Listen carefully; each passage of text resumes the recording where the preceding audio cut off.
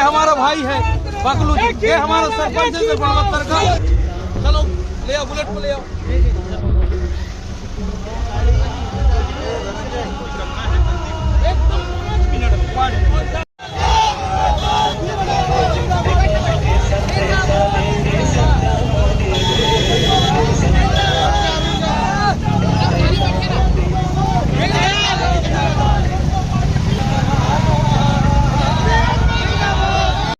जिंदाबाद भाई जिंदाबाद।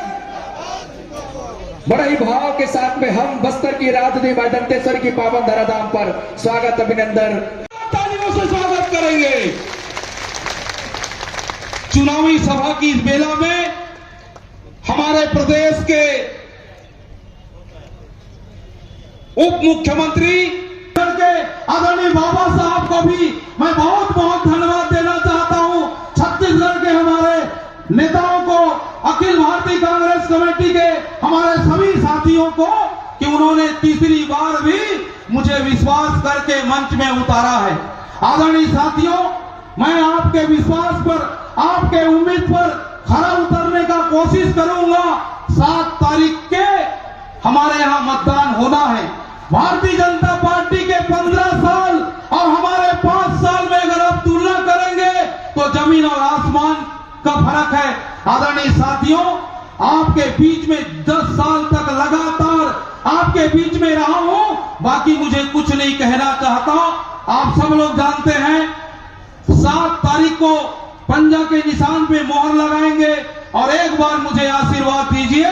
मैं आप सबको प्रणाम करते हुए अपनी बात को यहीं पर समाप्त करते हुए सीधे हम हमारे उप मुख्यमंत्री जी को मैं आमंत्रित करना चाहता हूं कि हमें आशीर्वचन दें। धन्यवाद। एकत्रित सभी बहु बेटियों को, सभी बहनों को, सभी किसान भाइयों को, सभी युवा साथियों को, मीडिया के साथियों को मेरी ओर से प्रणाम, जय जोहार। आज चुनाव के समय हम लोग यहाँ आपके बीच में आ सके और खुशी है कि एक ऐसे जांबाज और मजबूत साथी के प्रचार में आने का मौका मिला जो समय के साथ धीरे धीरे आगे बढ़ रहे हैं। अगर इनको आगे बढ़ने का मौका मिल रहा है तो इसके कारण आप हीरे को जौहरी पहचानता है, जनप्रतिनिधि को मतदाता पहचानते हैं और मतदाताओं ने यह मौका दिया कि आज जब ऐसे प्रतिद्वंदी सामने हैं जिनके सर्टिफिकेट का भी पता नहीं भविष्य में क्या होगा, मैं समझता हूं कि हमारे होनहार और जागरूक, संवेदनशील और प्रयत्नशील जनप्रतिनिधि कितने कामों के लिए हम लोग को बोलते हैं, आप लोग को पता नहीं चलता कि बाबा साहब ये भी बचा है, ये भी बचा है, ये भी करना है, इसको भी देख दीजिए। ये पीछे पर्दे के पीछे रहता है। विधानसभा के संचालन का मौका मिला, जब बात आई तो मैंने पूछा भी था कि क्यों संघ बंद है कि नहीं, तो मेरे को लगता था पता नहीं संघ चला पाएंगे नहीं चला पाएंगे, लेकिन विधानसभा को चलाना बहुत कठिन काम, बहुत कठिन काम। और आपके प्रतिनिधि मंत्री वहां रहते हैं, पूर्व मुख्यमंत्री वहां रहते हैं, वर्तमान मुख्यमंत्री रहते हैं, बहुत सीनियर विधायक रहते हैं, बड़े जोरों से बोलने वाले लोग रहते हैं और उनको कंट्रोल कर पाना, उनको समय भी देना, उनकी भावनाओं का भी सम्मान करना और नियंत्रण भी रखना, ये आसान नहीं है। ये आपका बेटा और आपका साथी है जिसने वहां करके हम लोगों के साथ दिखाया। ऐसे साथी के लिए आज आप लोगों के बीच में साथ मांगने के लिए आए हैं। 2008 और 2013 और 18 में आपने मौका दिया तो साथ में आपने ये भी देखा कि हम साथी को भी भेज रहे हैं, लेकिन जिस दल के साथ ये जुड़ के आगे जाएंगे वो दल और उसकी सरकार हमारे लिए क्या करेगी, पब्लिक की देखभाल करेगी कि नहीं।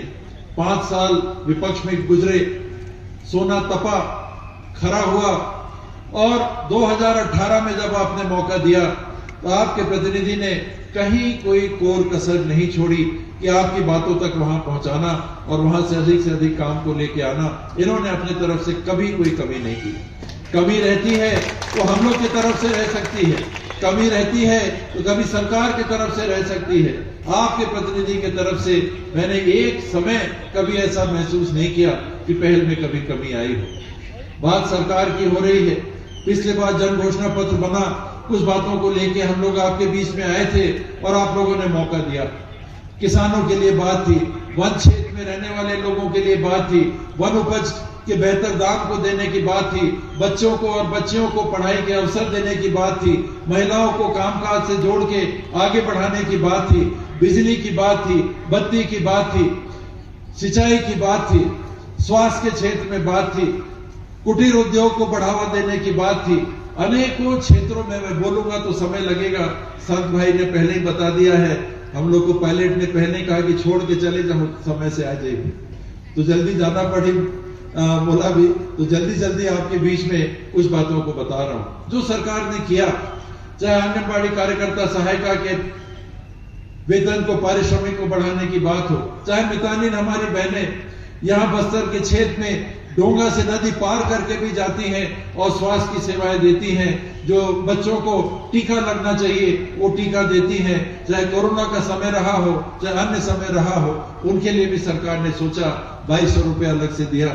रसोईया हमारी जितनी बहनें हैं, बहू बेटियां हैं, उनके लिए कुछ किया, पेंशन आपका बढ़ाया, और बढ़ सकता है, मांग है और बढ़ाने की, लेकिन सब काम करना है और साधन सीमित होते हैं, उसमें सबके लिए जो हो सकता था थोड़ा थोड़ा किया, कुछ न कुछ किया, कुछ अच्छा सम्मानजनक किया, कहीं अगर कमी है उसी के लिए समय हम लोग मांगने के लिए आए हैं। ये 5 साल का समय दीजिए, जो हमने किया आपके सामने है, उसको बोलना अच्छा भी नहीं लगेगा, चाहे वो स्वामी विवेकानंद आत्मानंद स्कूल हो, चाहे कॉलेज और अस्पताल की व्यवस्थाओं को बढ़ाने की बात हो, डॉक्टरों की तैनाती की बात हो, वो कहने की बात नहीं है, आपको महसूस करने की बात है।